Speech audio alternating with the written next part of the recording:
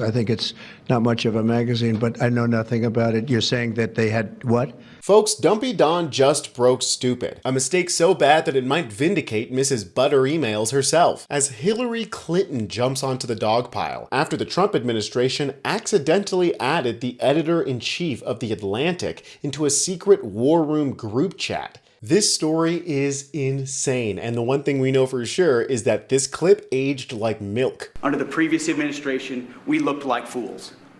Not anymore. Somehow, Whiskey Pete ended up looking like worse than a fool. This article is insane because it has screenshots of the group chat, so I just wanted to dive into that immediately. I'll show you guys the clip of Trump responding to this story afterwards. If you're enjoying the coverage here, make sure to like the video and double check that you're subscribed. The Trump administration accidentally texted me its war plans. The US national security leaders included me, Mr. Jeffrey Goldberg, a reporter at The Atlantic, in a group chat about the upcoming military strikes in Yemen. I didn't think it could be real. Then the bombs started falling.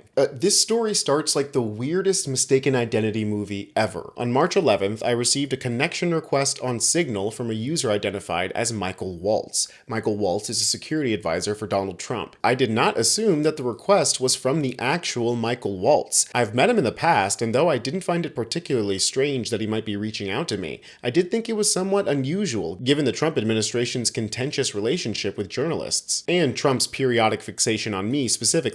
It immediately crossed my mind that someone could be masquerading as Waltz. That's exactly what I thought. What are the odds that the actual Michael Waltz would just be sending you a connection request on Signal? I accepted the connection request, hoping that this was the actual national security advisor. 2 days later, on Thursday, I received a notice that I was being included in a Signal group chat called the Houthi PC Small Group. In that group chat, Michael Waltz said this: "Team, establishing a principals group for coordination on Houthis, particularly over the next 72 hours. Please provide the best point of contact for your team for us to coordinate over the next couple of days and over the weekend. Thanks." The term Principals Committee generally refers to a group of the senior-most national security officials, including the Secretaries of Defense, State, and Treasury, as well as the Director of the CIA.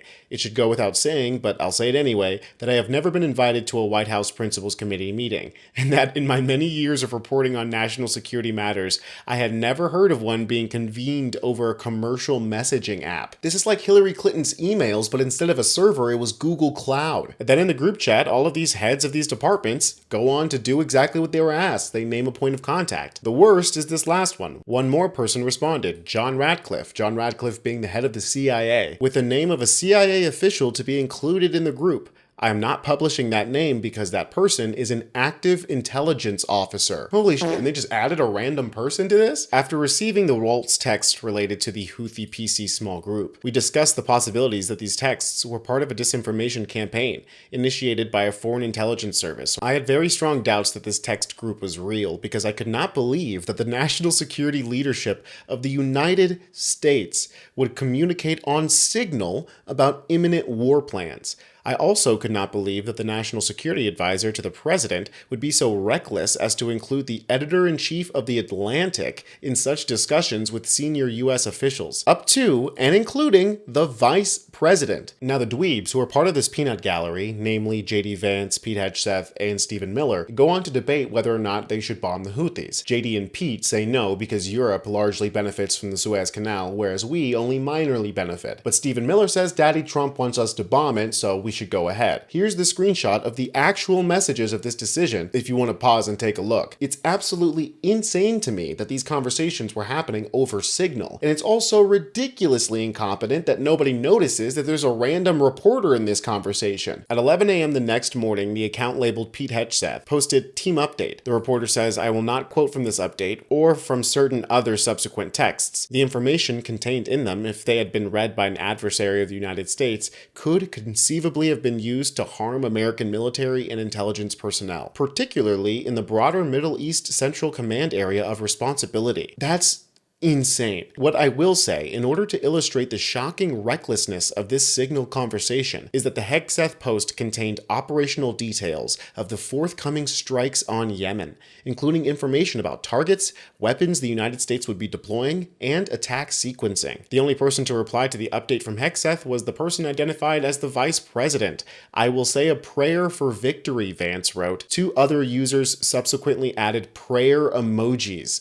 Holy shit. My brain is starting to hurt from how insane it is that we're dropping bombs on Yemen using the same language and communication app that a frat would use to buy drugs. According to the lengthy Hegseth text, the first detonations in Yemen would be felt 2 hours hence at 1:45 p.m. Eastern Time. So I waited in my car in a supermarket parking lot. If the Signal chat was real, I reasoned, Houthi targets would soon be bombed. I went back to the Signal channel, and this is...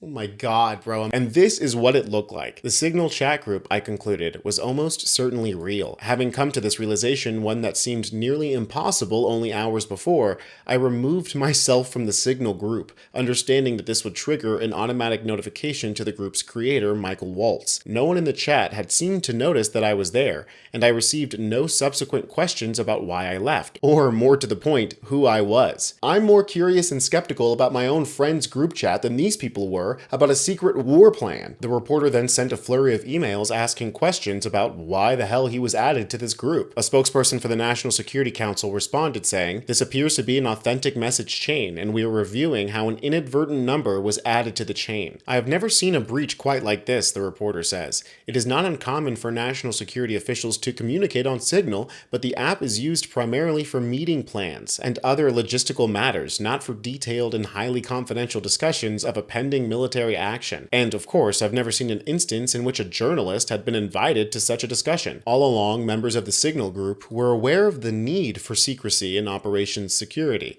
In his text detailing aspects of the forthcoming attack on Houthi targets, Hegseth wrote to the group, which at the time included me, "We are currently clean on OPSEC." That is insanely ironic. What a beautiful image. Pete Hegseth sitting in his office, whiskey in one hand, unsecure phone in the other, sloppily texting the plans for an upcoming military strike. And then wanting to feel like such a badass, so he's like, "Yeah, we're currently clean on OPSEC." In the group chat that is currently not clean. I mean, it's insanely stupid. And of course, the king of stupid couldn't go without making an appearance. When asked about this reporting, Donald Trump bumbled around, either blaming somebody else, acting like it's not real, or saying that we did a great job with the Houthis. Your reaction to the story in The Atlantic that said that some of your top cabinet officials and aides had been discussing very sensitive material through Signal and included an Atlantic reporter for that. What is your response to that? I don't know anything about it. I'm not a big fan of The Atlantic. To me, it's a magazine that's going out of business. I think it's not much of a magazine, but I know nothing about it. You're saying that they had what? They were using Signal to coordinate on sensitive materials and Having to do with what? Having to do with what? What were they talking about? with the Houthis. The Houthis? You mean the attack on the Houthis? Right. Well, it couldn't have been very effective because the attack was very effective. I can tell you that. I don't know anything about it. You're telling me about it for the first time. Anybody else? Folks, it might be time to 25 this mofo because he clearly has no idea what the hell is going on. Either his team was so embarrassed that they forgot to tell him about this little whoopsie, or his brain has finally finished turning into tapioca pudding and he needs to spend the rest of his days bothering waitresses in Mar-a-Lago. I don't think this story is going away anytime soon. This may be the biggest blunder that they've made yet. I'm Tony Hinderman with Really American, and I'll catch you next time.